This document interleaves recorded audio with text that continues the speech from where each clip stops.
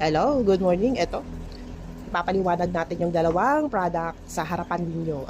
Diyos, ayan. Akala mo, newscaster lang tayo. Pero ayan, meron tayong baby, BBS ang tawag nila. BBS hatchable and decapsulated. Ayan, dalawa yan, no?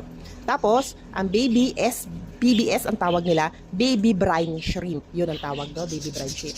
Kung makikita mo, itong part na to, brown siya. Brown ang kulay niya. Itong isa naman ay medyo orange, no? Nag-orange ang kulay niya.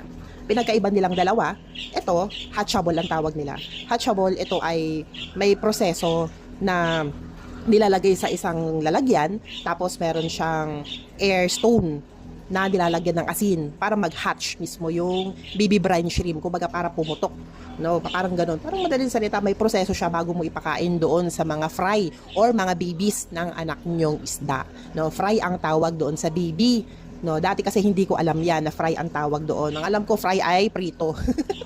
Ano? So, dahil sa, syempre, marami tayong mga nag-uumpisa pa lang, ayan yung mga common na tawag doon sa mga baby na isda, yung bagong pisa na isda. Fry po ang tawag doon. Tapos, ito naman, yung orange, decapsulated baby brine shrimp. BBS din ang tawag nila. Decap, non-hatchable. No? Ibig sabihin, non-hatchable, ang ginagawa ko lang dyan ay napakasimple bago ipakain sa isda. Ituturo ko sa inyo. Ayan, meron ako dito na naitatabi. Personal use ko to. Ayan, personal use ko yung baby brine shrimp na yan. So, nilagay ko lang siya sa isang lalagyan, tapos lalagyan lang natin ng tubig. At ayan, kung makikita mo, nakalutang siya, di ba? Nakalutang yung parte. Ayan. So, ang ginagawa ko lang dyan, takpan lang natin. Pwede mong haluin kung nilagay mo sa baso, pero sa akin dito ko nilalagay. Ikalog-kalog lang natin. Ayan. Kalog-kalugin lang natin. Tapos ito, makikita mo, lumubog na sa tubig. Ayan, lumubog na siya sa tubig. Ito yung decapsulated non-hatchable. No? Yung orange, yung non-hatchable, nilulubog lang sa tubig bago mo ipakain. Ayan. Yan, pwede nang ipakain to.